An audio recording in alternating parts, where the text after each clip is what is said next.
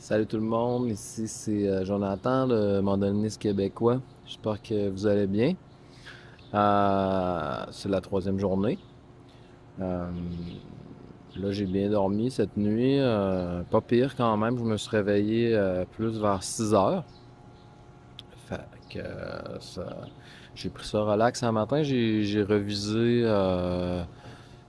mes partitions pour aujourd'hui. Donc, là, c'est comme notre c'est avant-dernière journée de répétition. Aujourd'hui, j'imagine qu'on va encore troubleshooter. Demain, c'est dimanche. Demain, c'est le concert. Fait qu'il nous reste encore comme aujourd'hui puis la générale.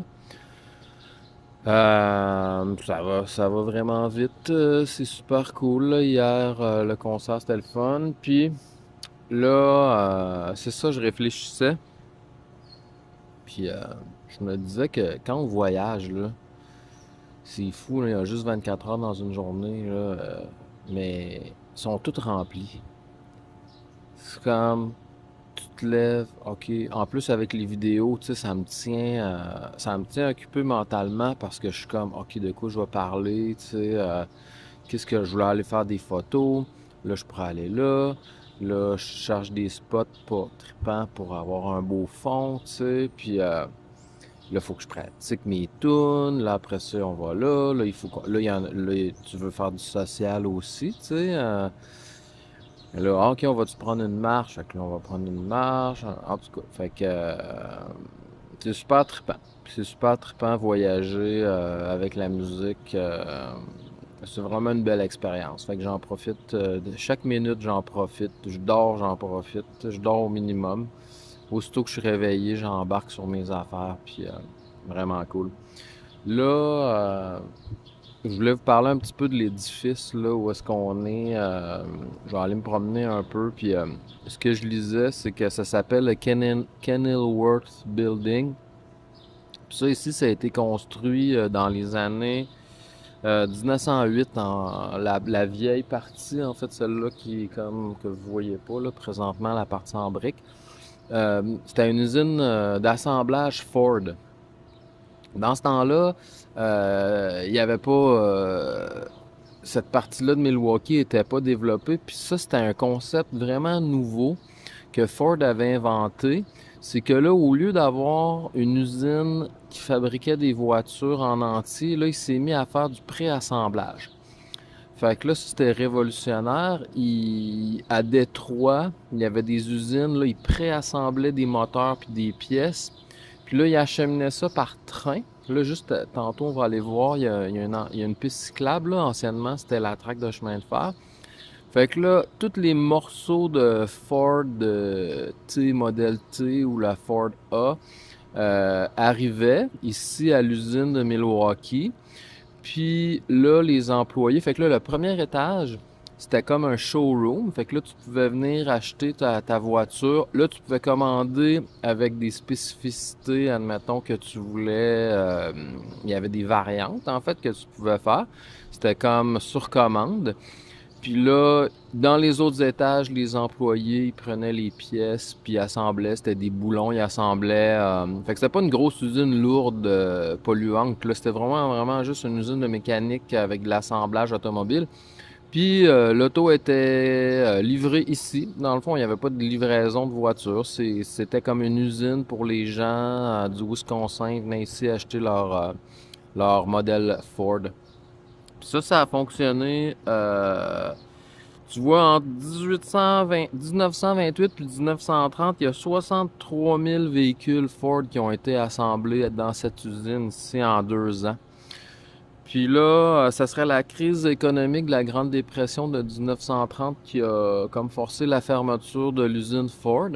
Puis après, en 1942, ça a été repris par le gouvernement américain et dans l'effort de la Deuxième Guerre mondiale, ils ont construit l'autre partie. Puis là, c'était une usine qui fabriquait des armements ici.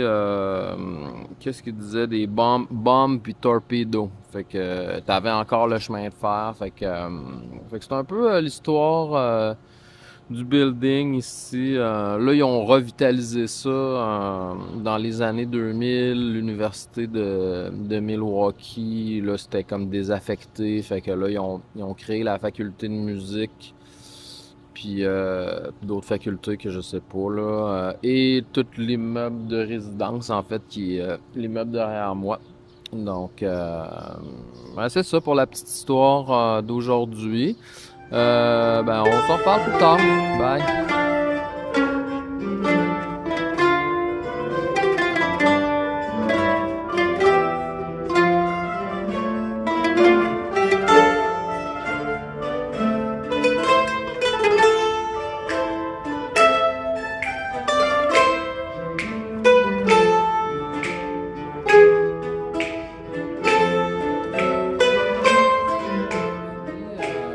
J'ai fini les pratiques. Ça a bien été. En fait, c'était vraiment cool. J'ai pu acheter le livre de Carlo, puis parler avec aussi. Je vais avoir un cours avec lui lundi. Fait que là, je suis vraiment content que ça va marcher. J'avais des petites questions bien précises, là. Il a aussi parlé, il a donné des exercices, là, je voulais les transcrire. Il a donné plein d'exercices de coordination des affaires bien tripantes. Fait que ça, je vais pouvoir les écrire là, puis mettre ça au propre. Fait que ça, c'est super cool. Des bons tips là, pour la main droite, puis des exercices avec des trucs que tu tiens ton doigt. Puis en tout cas, je vous expliquerai ça. Puis aussi, j'ai quelqu'un qui m'a demandé de parler de ma mandoline. Fait que là, c'est le fun parce que dans l'orchestre, il y avait aussi une madame qui a une mandoline faite par Brian. Fait que là, j'en ai profité pour aller voir la madame, puis parler de mon blog. Puis là, elle a dit oui pour que je la filme. Fait que là, après ça, je vais mettre un petit bout avec Barbara. Puis, vous allez voir sa belle mandoline, la lutherie que Brian peut faire. Fait que là, si vous voulez que je vous donne un petit peu de détails là, sur ma mandoline, en fait, là, c'est un modèle qui a été construit par Brian Dean. C'est un luthier, Brian, qui habite. C'est un luthier américain qui vit maintenant à Sydney, en Nouvelle-Écosse. Il a marié une Canadienne, puis moi je l'ai connu quand il vivait à Montréal. Puis lui, il se spécialise exclusivement dans des instruments haut de gamme, des mandolines classiques. Il fait plein d'autres choses, là, mais tu sais, c'est comme son travail, puis son hobby, il a une passion. Il met beaucoup, beaucoup de détails dans qu'est-ce qu'il fait. Fait que moi, puis une longue liste d'attente. Quand tu es un artiste puis tu veux une mandoline Brian Dean, il faut que tu attendes. Puis moi, ben là, ça fait plusieurs années, mais quand j'ai voulu l'avoir, là, j'ai attendu presque 3 ans ou 4 ans. Puis je savais pas c'était quoi la mandoline que je voulais. J'ai juste comme fait un account, puis j'ai dit, regarde Brian, moi je veux que tu me construises une mandoline.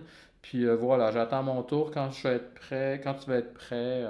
Quand il est venu le temps de décider c'est quoi que je voulais acheter, ben là, moi je voulais une mandoline classique, mais je voulais pas non plus. Je voulais faire une mandoline qui est un peu spéciale, qui me représentait.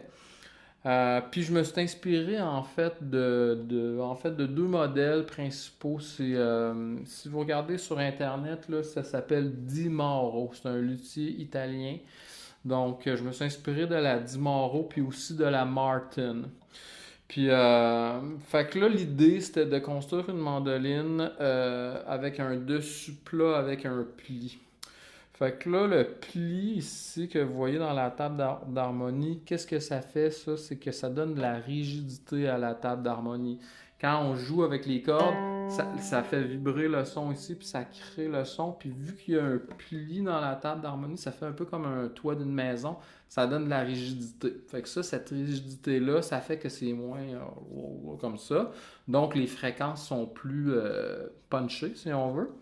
Fait que c'est ça qui donne le punch à la mandoline. Puis aussi le fait que la table d'harmonie elle soit quand même assez grande comparativement les autres mandolines italiennes qu'on voit sont plus minces, si tu veux. Là. Il y a moins de grandeur.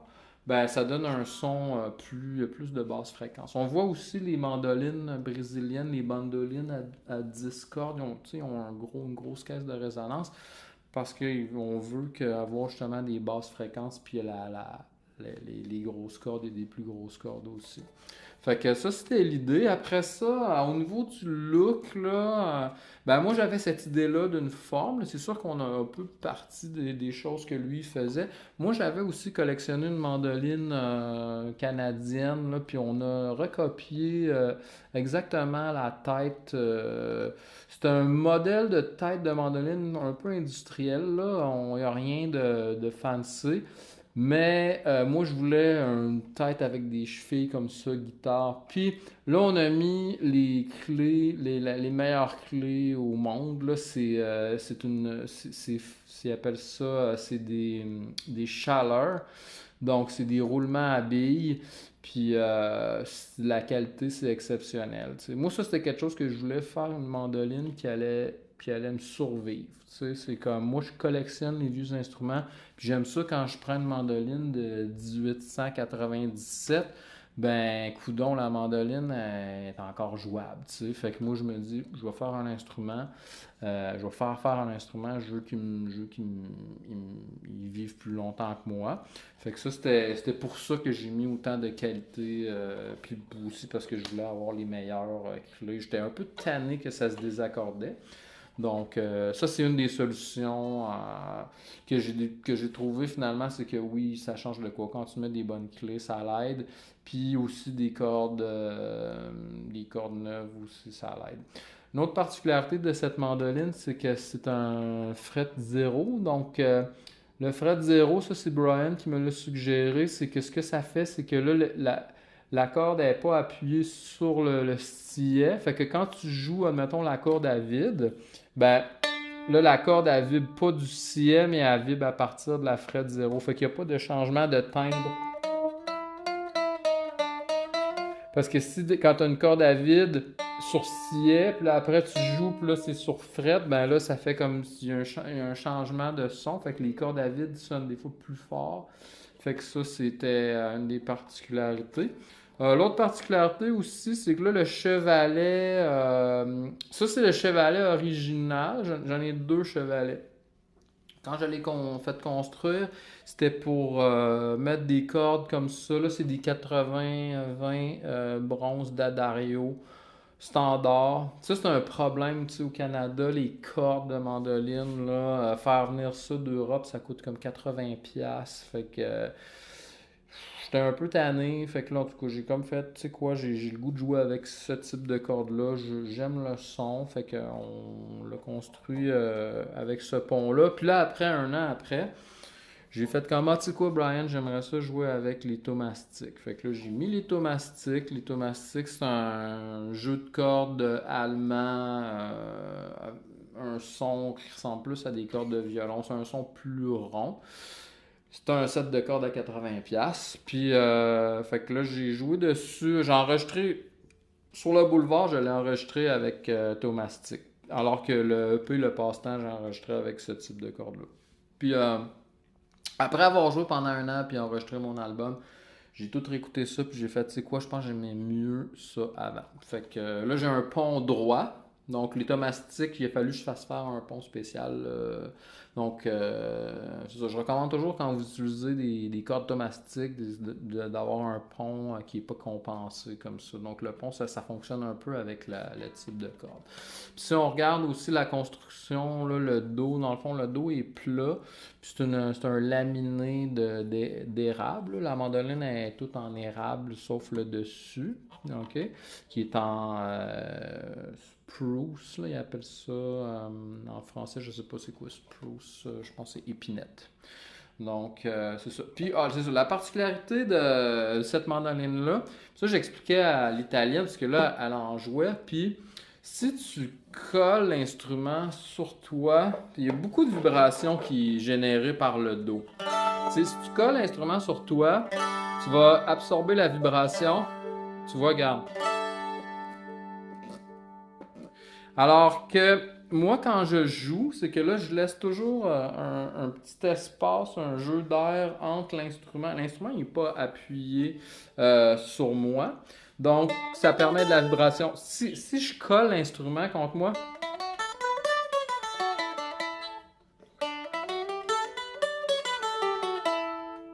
tu vois, fait que